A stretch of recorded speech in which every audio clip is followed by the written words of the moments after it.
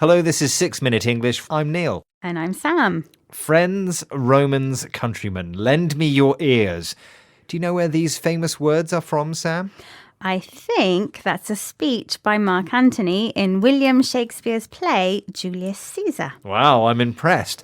Caesar has been assassinated and Mark Antony tries to persuade the crowd to find his killers. Using words to persuade people, giving them a good reason to do what you say or to accept your argument, is known as rhetoric. In this program, we'll be hearing all about rhetoric and, of course, learning some related vocabulary as well. The art of rhetoric started with the ancient Greek philosophers. Later, during the Roman Republic, politicians and statesmen used rhetoric in speeches given to crowds in the public square. Although technology has transformed the way we communicate since then, the art of rhetoric is still alive today. Modern politicians may prefer Twitter to the public square, but they still use persuasive language, including sound bites, short sentences or phrases giving a message in an easy-to-remember way. We'll hear more soon, but first I have a question for you, Sam. Roman politicians used many rhetorical tricks to persuade people, including the argumentum ad hominem, which was an attack on their opponent's moral character. Another was called the argumentum ad baculum. But what did it mean? Was it A, an argument based on logic, B, an argument based on emotion, or C, an argument based on the stick? Well, to persuade someone, your argument needs to be logical, so I'll say A. Okay, we'll find out the answer later. Whether you want someone to vote for you or to buy what you're selling, rhetoric can make your message persuasive.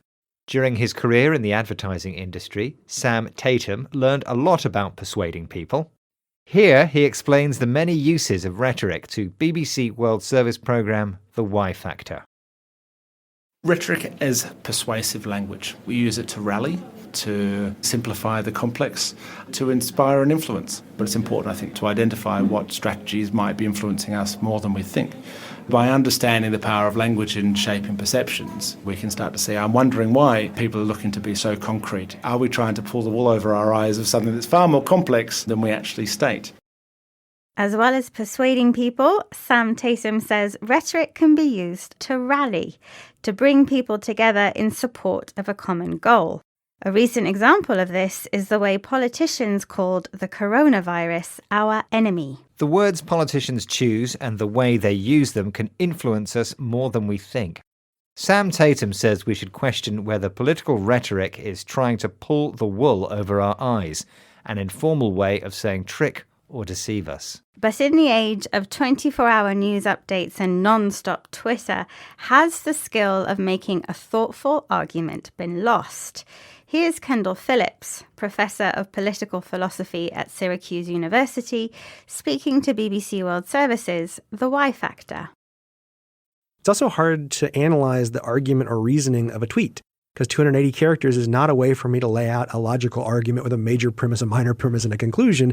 It's much easier to just use a two-word phrase or a hashtag that usually ends up adding to that kind of polemical division between my side and their side.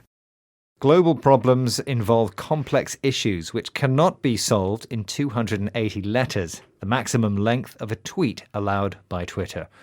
According to Professor Kendall, we need logical arguments containing a premise, something which you think is true, and you use as the basis for developing your idea, and a conclusion, your decision or plan of action based on carefully considering all the relevant facts.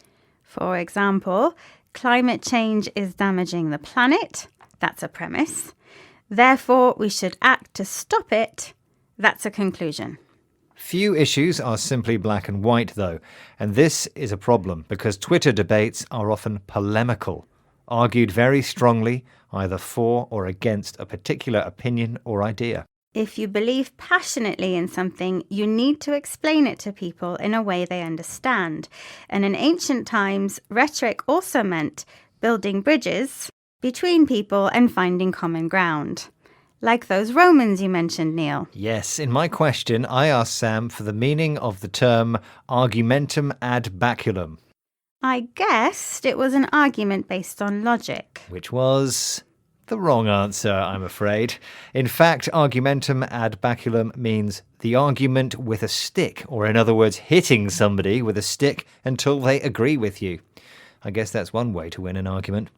Okay, let's recap the vocabulary from the program, starting with soundbite, a short sentence or phrase designed to stick in the memory.